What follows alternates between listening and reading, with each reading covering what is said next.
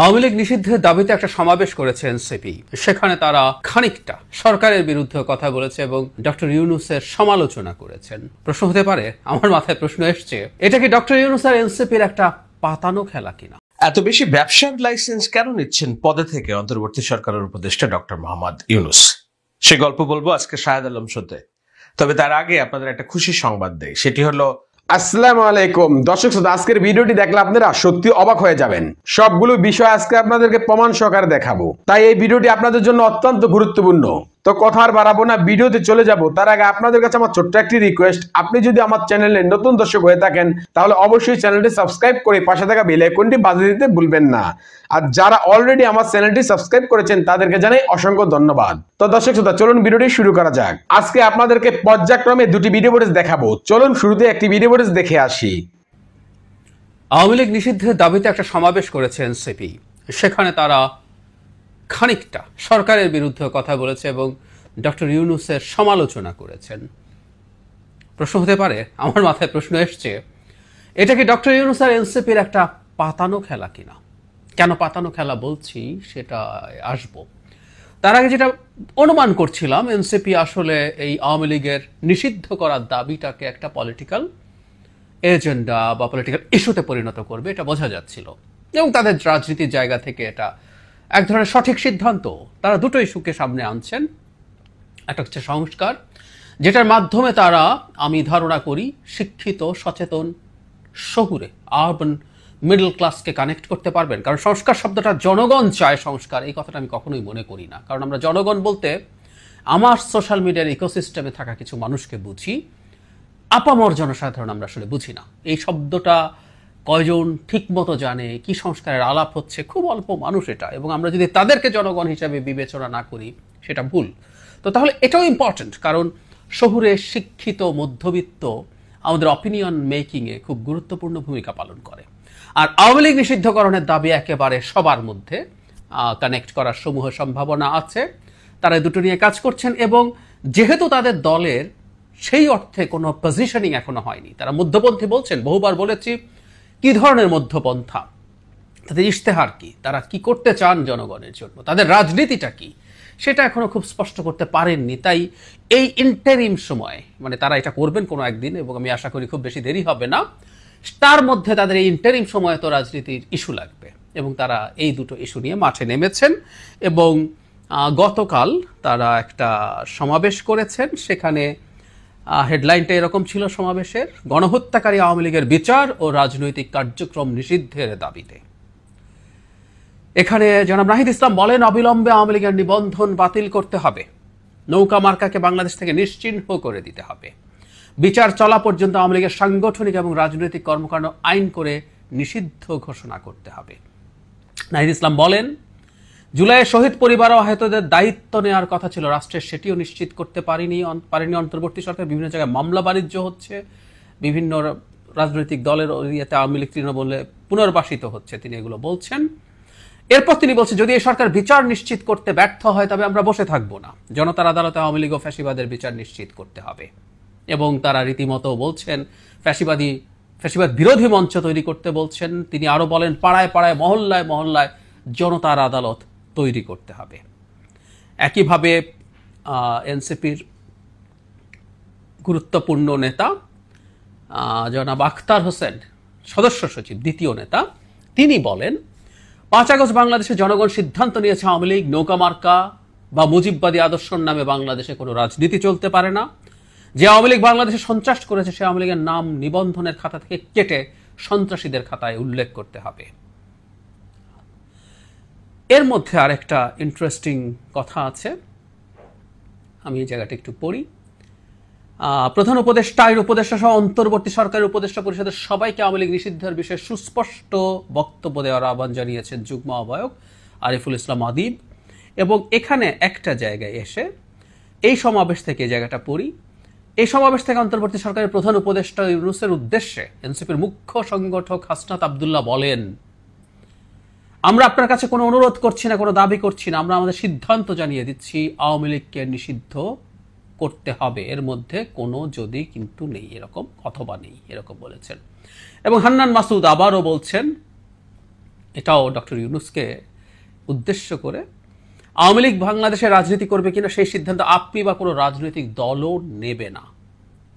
সেই সিদ্ধান্ত নেবে শহীদ পরিবার ও আহত পরিবার। আপনাকে আহ্বান জানাচ্ছি, প্রত্যেক শহীদ পরিবারের কাছে যান, তাদেরকে জিজ্ঞেস করুন তারা আওয়ামী লীগ চায় কিনা। এছাড়াও এখান থেকে হান্নান মাসুদ অন্যান্য রাজনৈতিক দলকে তাদের অবস্থান পরিষ্কার করার কথা বলছেন। ডক্টর ইউনূসের অবস্থানটা কি, বা আমরা এটাকে সরকারের অবস্থান হিসাবে দেখব, কারণ ডক্টর ইউনূস সরকারের জায়গা থেকে কথা বলছেন। তিনি সম্প্রতি আল জাজিরার সাথে কথা বলেছেন। সেই আল জাজিরার সাথে কথা বলায় তিনি আওয়ামী লীগ প্রসঙ্গে কথা বলেছেন, এবং তার আগে আমি ওই জায়গাটায় আসবো। এবং আল জাজিরার বক্তব্যে খুবই ইন্টারেস্টিং একটা অংশ আছে, যেটা দেখেই আমার মনে হয়েছে এটা একটা পাতানো খেলা কিনা। আমি আসবো। বিবিসি বাংলাকে তিনি যা বলেছিলেন, এটা তারিখ হচ্ছে 6 মার্চ তিনি বিবিসি বাংলাকে একটা ইন্টারভিউ দিয়েছিলেন। আমরা ইন্টারভিউটা অনেক হয়তো দেখেছি, আমি ওটা নিয়ে কথা বলেছি, এবং আমার কাছে মনে হয়েছে ডক্টর ইউনূস তার স্বভাবের বাইরে গিয়ে যথেষ্ট ইনটলারেন্ট আচরণ করেছেন। এবার বিবিসি বাংলাকে তিনি বলছেন তাদের সিদ্ধান্ত নিতে হবে যে তারা এটা করতে চায় কিনা নির্বাচন প্রসঙ্গে। আমি তাদের হয়ে এই সিদ্ধান্ত নিতে পারি না। মোহাম্মদ ইউনূস বলেন নির্বাচনে কে অংশ নেবে তা নির্বাচন কমিশন ঠিক করে। কথাটা পুরো ঠিক না, এই কথাটাও এক ধরনের পাশ কাটানোর চেষ্টা আছে। নির্বাচন কমিশন আসলে যেটা করে সেটা হচ্ছে নির্বাচন কমিশন নিবন্ধন আছে যেসব দলের, সেসব দলকে নির্বাচনে অংশ নিতে দেয়। কারো নিবন্ধন বাতিল হওয়ার মতো কোনো কিছু যদি ঘটে সেটা বাতিল করবে, এবং সে তখন নির্বাচনে যেতে পারবে না। সো আওয়ামী লীগকে আসলে নিষিদ্ধ করা না হলে এখন পর্যন্ত নিবন্ধন বাতিল হবার মতো যে নিবন্ধনের ক্ষেত্রে যে ক্রাইটেরিয়া আছে মোটা দাগে সেগুলো সে ভায়োলেট করেনি। সুতরাং এটা আসলে সরকারের জায়গা। কিন্তু আল জাজিরাকে তিনি আওয়ামী লীগের নির্বাচনে আসা নিয়ে একটা ইন্টারেস্টিং কথা বলেছেন, এবং সেটা একটু ভিন্নতা আছে। আমি পড়ি, আওয়ামী লীগের নির্বাচনে অংশগ্রহণের অনুমতি দেওয়া হবে কিনা আল জাজিরা উপস্থাপক যখন এই প্রশ্ন করেছেন তখন তিনি বলেন একদম একই রকম কথা। এই প্রশ্নের জবাবের একটি অংশ আওয়ামী লীগকে নির্ধারণ করতে হবে। দলটি আগে নিজেই সিদ্ধান্ত নেবে তারা নির্বাচনে যোগ দেবে কিনা। তারা এখনো কিছু ঘোষণা করেনি। তাছাড়া নির্বাচনের সময় নির্বাচন কমিশন কি প্রতিক্রিয়া দেয় সেটা সহ অন্যান্য বিষয় আছে বলেও তিনি উল্লেখ করেন। তারপর বলছেন, তাহলে আল জাজিরা তাকে জিজ্ঞেস করছেন তাহলে নির্বাচনে অংশ নেওয়ার বিষয়টি নির্বাচন কমিশনের উপরে ছেড়ে দিচ্ছেন কিনা। ডক্টর ইউনূস বলেন সেটা নয়, অন্যান্য দল আছে যারা বলতে পারে যে এই আইনের অধীনে তারা নির্বাচনে অংশগ্রহণ করতে পারবে না। আমি এই বাক্যটা নতুন যুক্ত করেছেন তিনি আল জাজিরাতে গিয়ে। তাহলে আল জাজিরাতে তিনি যা বলেছেন তার একটা অংশ বিবিসি বাংলাকে যা বলেছেন সেরকমই।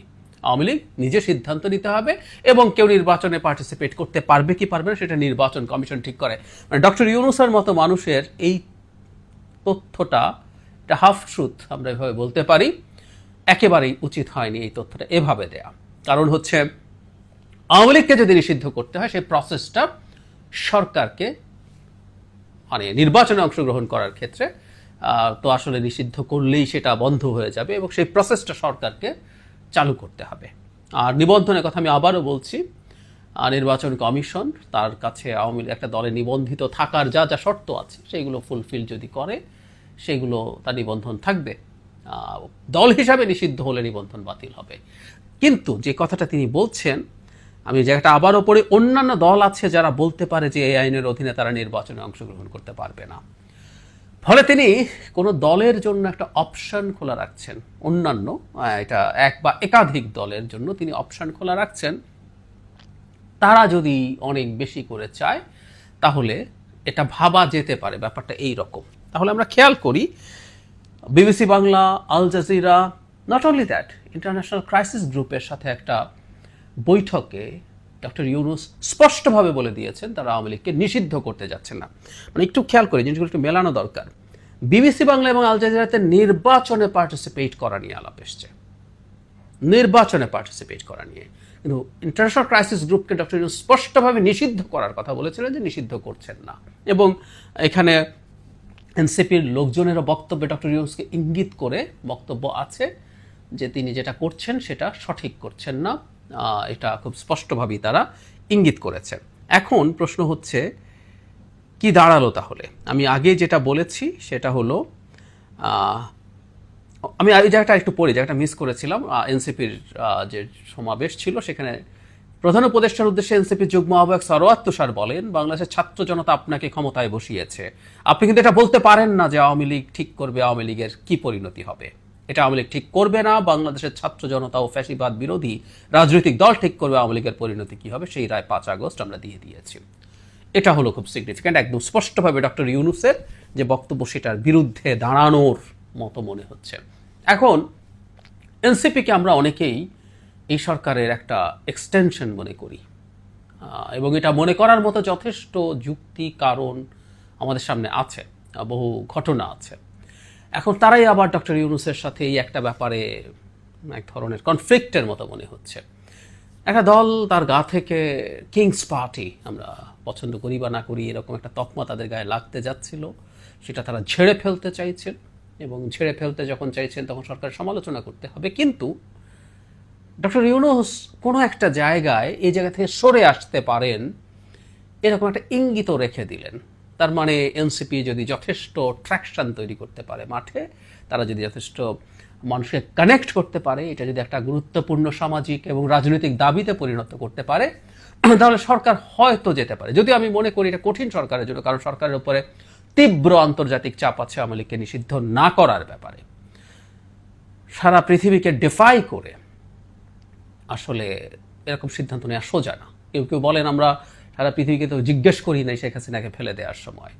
এটা আসলে যথেষ্ট ভালো অ্যানালজি হলো না। ওটা করতে পারা আর একটা সরকার চালিয়ে যেতে পারা খুব সোজা না, খুব সোজা না। এটা অনেক বেশি টাফ সিদ্ধান্ত। কিন্তু তারপরও যদি ওই পরিস্থিতি হয়, ডক্টর ইউনূস সেটা করবেন, এবং সেটা যদি করেন তাহলে এটাকে এনসিপি বিরাট সাকসেস হিসাবে জনগণের সামনে আনতে পারবে।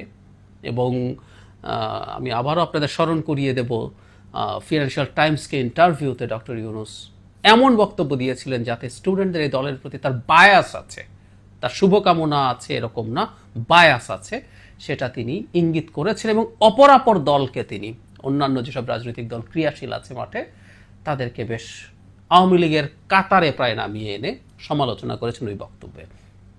So he will be happy যদি শেষ পর্যন্ত এটা হয়, তাহলে আওয়ামী লীগ নিষিদ্ধ হতেও পারে যদি সেই পরিস্থিতি দাঁড়ায়। সেই জন্যই আমি বলছি এটা এক ধরনের পাতানো খেলা কিনা, কারণ আমি প্রধান উপদেষ্টার বক্তব্যে ডেভিয়েশন দেখছি।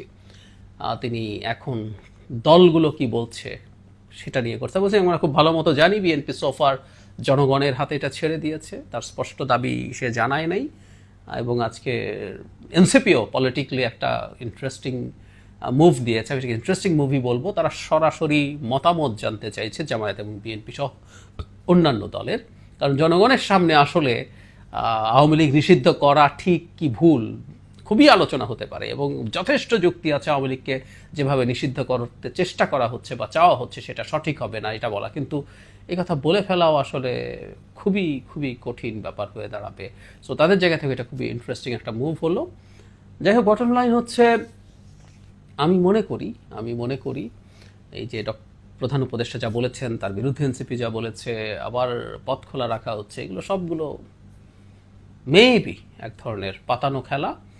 কারণ যত দিন যাবে আমি ধারণা করি এবং এটা হয়তো সঠিকই, সেটা হচ্ছে কারোর প্রতি কারো যদি বায়াস থাকে সেটা লুকিয়ে রাখা আসলে খুব কঠিন। আমাদের প্রধান উপদেষ্টার তাদের প্রতি বায়াস আছে, যারা তাকে তার এমপ্লয়ার বলে বলেছেন, যেভাবে বলেছেন, যাদেরকে তিনি একটা সময়, এখন আর প্রকাশ অতটা বলেন না কারণ এটা আলোচনা সমালোচনা হয়েছে, কিন্তু তার ভেতরে ওটা আছে। সুতরাং হতেই পারে যে তিনি তাদেরকে একটা গুরুত্বপূর্ণ পলিটিক্যাল গেইন করার জন্য পথ করে দেবেন। আওয়ামী লীগ যদি সেই, আমি আবারও বলছি, তারা যদি খুবই ভালো জনসমর্থন পায়, সেটাকে যদি একটা গুরুত্বপূর্ণ দাবিতে, সামাজিক এবং রাজনৈতিক দাবিতে পরিণত করতে পারেন, সেটা নিষিদ্ধ করার মাধ্যমে তিনি তাদেরকে একটা বড় মাইলেজ দিতে পারেন ফর দ্য টাইম। আশা করছি আপনারা পুরো ভিডিওটি মনোযোগ সহকারে দেখেছেন এবং এখানে কি বলা হয়েছে তাও বুঝতে পেরেছেন। এ বিষয় নিয়ে যদি আপনাদের কোনো মতামত থাকে তাহলে অবশ্যই তা কমেন্ট করে জানাতে পারেন। এখন চলুন আমরা আরো একটি ভিডিও দেখে আসি। এত বেশি ব্যবসার লাইসেন্স কেন নিচ্ছেন পদে থেকে অন্তর্বর্তী সরকারের উপদেষ্টা ডক্টর মোহাম্মদ ইউনূস? সে গল্প বলবো আজকে শাহেদ আলম শোতে। তবে তার আগে আপনাদের একটা খুশি সংবাদ দেই। সেটি হলো, আমি যখন কথা বলছি তার একদিন আগে স্টারলিংকের সাথে চুক্তি হয়েছে, বাংলাদেশে আসছে স্টারলিং ইন্টারনেট। হ্যাঁ, বিশ্বের বিখ্যাত ব্যক্তি এলেন মাস্ক, আপনারা নিশ্চয়ই নাম জানেন। এলেন মাস্কের অনেকগুলো ব্যবসা আছে, টেসলা আছে, স্পেসএক্স আছে, ইঞ্জিনিয়ারিং কোম্পানি আছে। স্টারলিং তার তেমন একটি ইন্টারনেট সেবাদানকারী প্রতিষ্ঠান, যেটি স্যাটেলাইটের মাধ্যমে বিশ্বের বিভিন্ন প্রান্তে ইন্টারনেট সেবা প্রদান করে অতি উচ্চ মূল্যে। সেই স্টারলিংকের ইন্টারনেট বাংলাদেশে আসছে।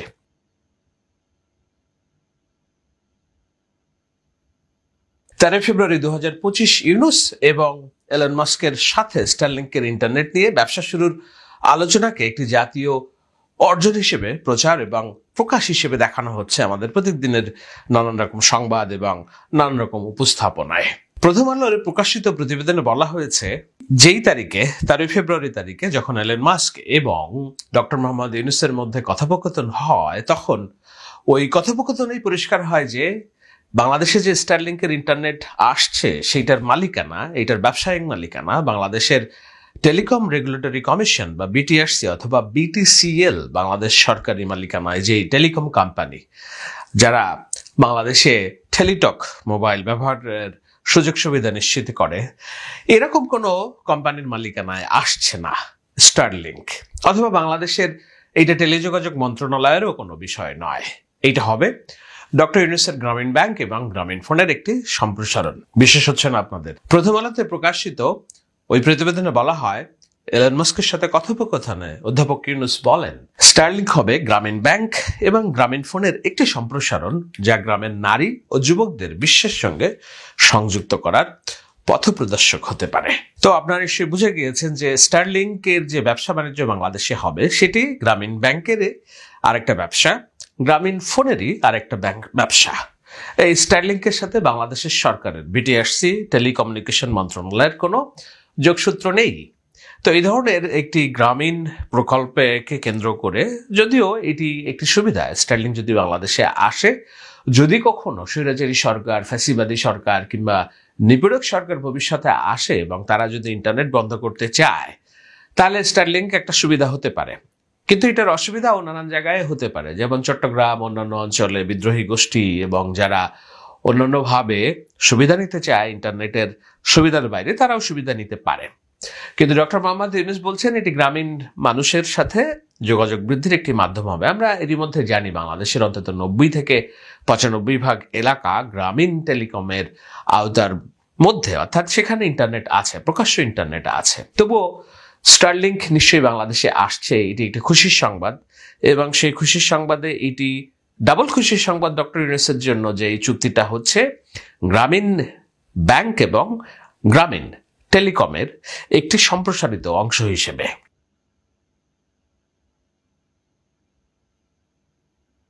শুধু কি তাই, সমাধান সার্ভিসেস লিমিটেড নামে একটি পেমেন্ট সার্ভিস প্রোভাইডার পিএসসি অনুমোদন দিয়েছে সরকার। কাকে দিয়েছে? যেটা হবে নগদের মতো ডিজিটাল ওয়ালেট হিসেবে ব্যবসা করবে। তার লাইসেন্সও পেয়েছে গ্রামীণ টেলিকম। তো গ্রামীণ টেলিকমের স্টারলিংক ব্যবসা, সাথে হচ্ছে সমাধান সার্ভিসেস লিমিটেড নগদের অল্টারনেটিভ হিসেবে ডিজিটাল ওয়ালেটের ব্যবসা করবে গ্রামীণ টেলিকম। তো এই যখন গ্রামীণ টেলিকম পিএসসির এই লাইসেন্সটা পেল, তখন বাদ বাকি টেলিকম অপারেটরের সংশ্লিষ্টরা, যেখানে রবি, বাংলালিংক এবং টেলিটক এর মতো একাধিক প্রতিষ্ঠানের পিএসসি লাইসেন্স পাওয়ার আবেদন তারা দীর্ঘদিন ধরে করে রেখেছে এবং সেগুলো ফাইলবন্দি হয়ে আছে। তো সেখানে গ্রামীণ টেলিকম এ ধরনের একটি বড় আর্থিক প্রতিষ্ঠানের সুবিধা পেয়েছে। এই দুইটা সুবিধার কথা যদি আপনাদের বলি, গল্প শেষ হয়ে যেতে পারত, কিন্তু গল্প শেষ হচ্ছে না।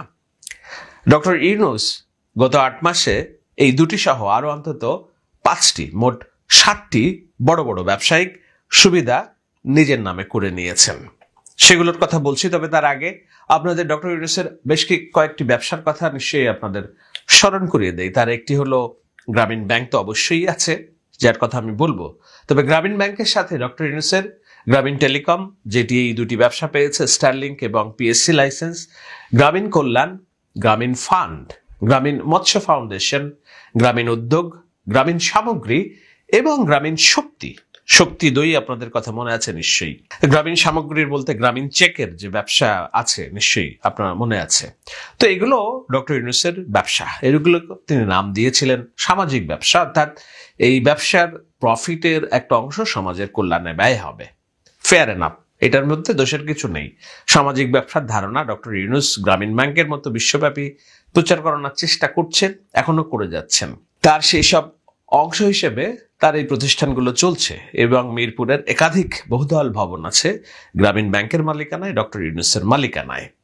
তো ডক্টর ইউনূসের যেসব অর্থনৈতিক কর্মকাণ্ড সেগুলো এক হিসেবে শুরু করলে বাংলাদেশে অন্যান্য যেসব অর্থনৈতিক পরাশক্তি আছে, বসুন্ধরা গ্রুপ কিংবা সালমান এফ রহমানের যে ব্যবসায়িক কর্মকাণ্ড ছিল তার চেয়ে কোনো অংশে কম নাই। কিন্তু ডক্টর ইউনূসের অর্থনৈতিক কর্মকাণ্ড বিশ্বে সমাদৃত।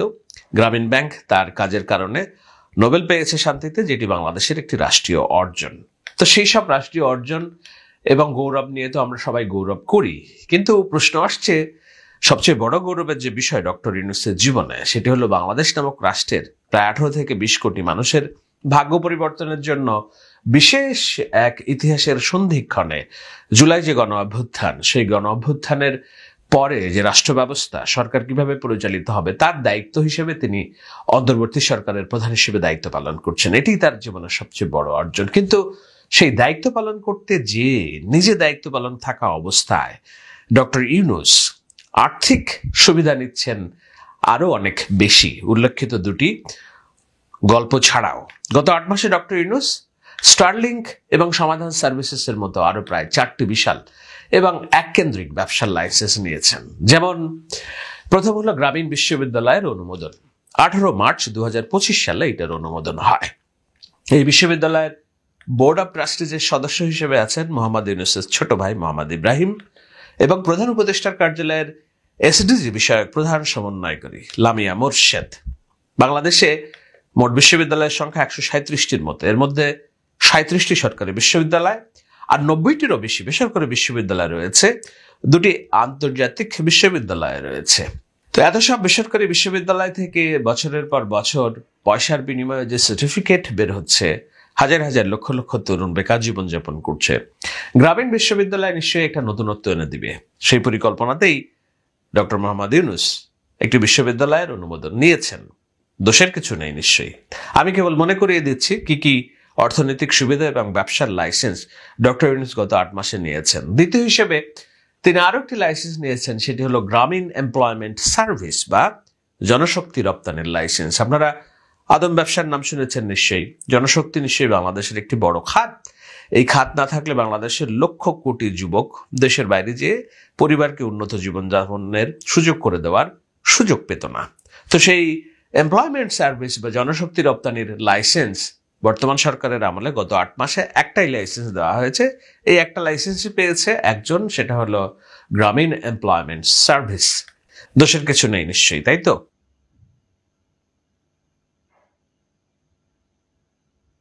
তিন নম্বর যে আর্থিক সুবিধা আমরা দেখেছি সেটা হলো গ্রামীণ ব্যাংকে সরকারের কর্তৃত্ব কমানোর প্রস্তাব অনুমোদন এবং অধ্যাদেশ জারির অপেক্ষা।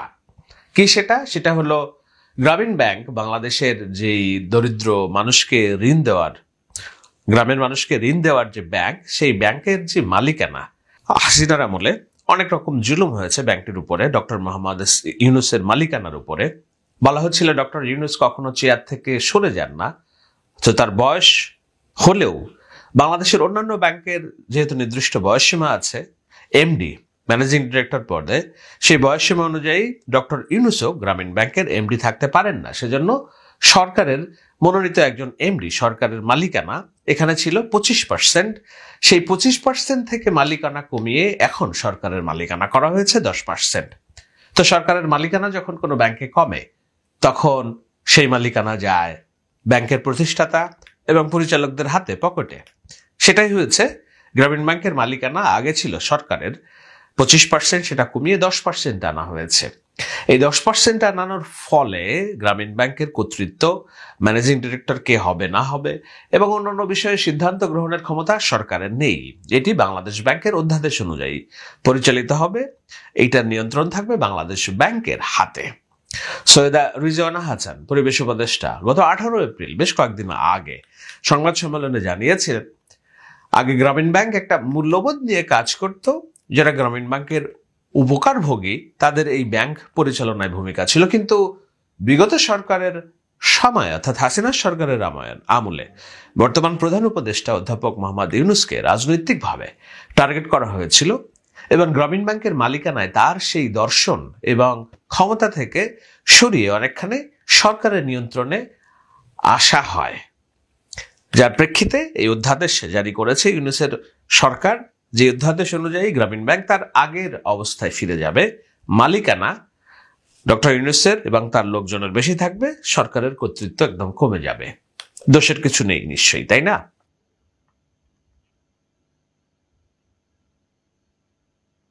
আরেকটি যেটা বিষয় সেটি হলো যে গ্রামীণ কল্যাণ ডক্টর ইউনূসের আরো একটি প্রতিষ্ঠান, সেই কল্যাণের 666 কোটি টাকা যে কর দেওয়ার রায় দিয়েছিল হাসিনার আমলে হাইকোর্ট, সেটি মওকুফ করা হয়েছে। কিভাবে? 4 আগস্ট তারিখ পত্রিকার সংবাদের মাধ্যমে আমরা জানতে পেরেছি যে হাইকোর্ট আদেশ দিয়েছিল ডক্টর মোহাম্মদ ইউনূসের কাছে জাতীয় রাজস্ব বোর্ডের দাবি করা 666 টাকা সরকারকে পরিশোধ করতে হবে। এর বাইরে আরো 2-1টি মামলা ছিল, যেমন অর্থ ঋণ আদালত, শ্রম আদালতের, সেগুলো নিয়ে ডক্টর ইউনূসের বিরুদ্ধে নানান রকম হয়রানিমূলক প্রচারণা, প্রোপাগান্ডা, প্রচেষ্টা আমরা সে সময় দেখেছিলাম। কিন্তু ডক্টর ইউনূস নিজে ক্ষমতায় থাকাকালীন সময়ে এই কয়েকদিন আগে হাইকোর্টের রায় হয়েছে যে এর আগে যে তাকে 666 কোটি টাকা ফেরত দেওয়ার জন্য হাইকোর্টের আদেশ ছিল সেটি আর বহাল থাকছে না। গত 4 অক্টোবর 2024 তারিখে এই হাইকোর্টের আদেশ দেয় যে অন্তর্বর্তী সরকারের প্রধান ডক্টর মোহাম্মদ ইউনূসের গ্রামীণ কল্যাণের 666 কোটি টাকা পরিশোধের রায় প্রত্যাহার করেছে হাইকোর্ট। দোষের কিছু নিশ্চয়ই নেই। তো এগুলো হলো ডক্টর মোহাম্মদ ইউনূসের অর্থনৈতিক সুযোগ সুবিধা গ্রহণের চিত্র গত 8 মাসে।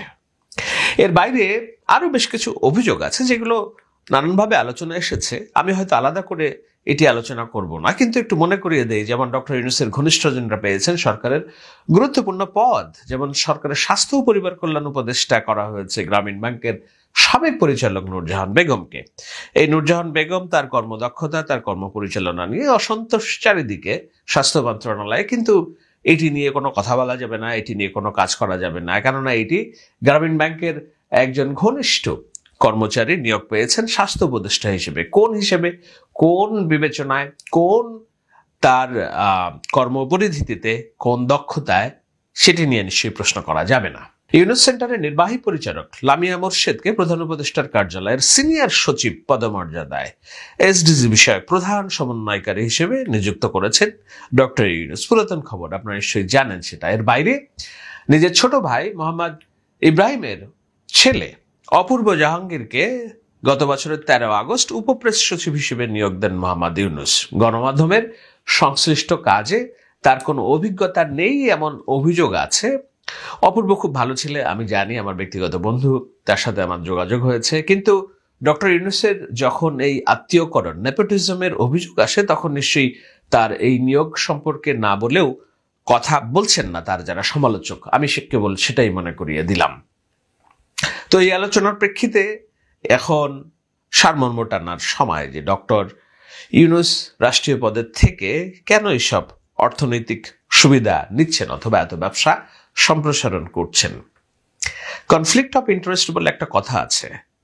কথাটা হলো, যখন আপনি কোনো সরকারি পদে থাকেন, সেই সরকারি পদের সুবিধা ব্যবহার করে এমন কোনো আর্থিক বিষয়াদি, আর্থিক সুবিধাদি যদি আপনি নেন যেটা প্রমাণিত হয় কিংবা ইঙ্গিত নির্দেশনা প্রদান করে যে আপনি আপনার প্রভাব খাটিয়ে এই ব্যবসার মালিক হয়েছেন, এই ব্যবসা থেকে আর্থিক সুবিধা নিয়েছেন, এই ব্যবসা থেকে আপনার মনোনীত মানুষরা আর্থিক সুবিধা পেয়েছে, তখন সেটা কনফ্লিক্ট অফ ইন্টারেস্ট হয়। এই কনফ্লিক্ট অফ ইন্টারেস্ট হচ্ছে রাষ্ট্র পরিচালনার সবচেয়ে বড় মৌলনীতি, নীতি বহির্ভূত কাজ, এথিক্সের কমপ্লিট ভায়োলেশন। এবং এগুলো যদি প্রমাণিত হয় রাষ্ট্র পরিচালনার কাজে, তাহলে রাষ্ট্র পরিচালনার পরে এগুলো আইনি চ্যালেঞ্জের মুখে পড়তে পারে।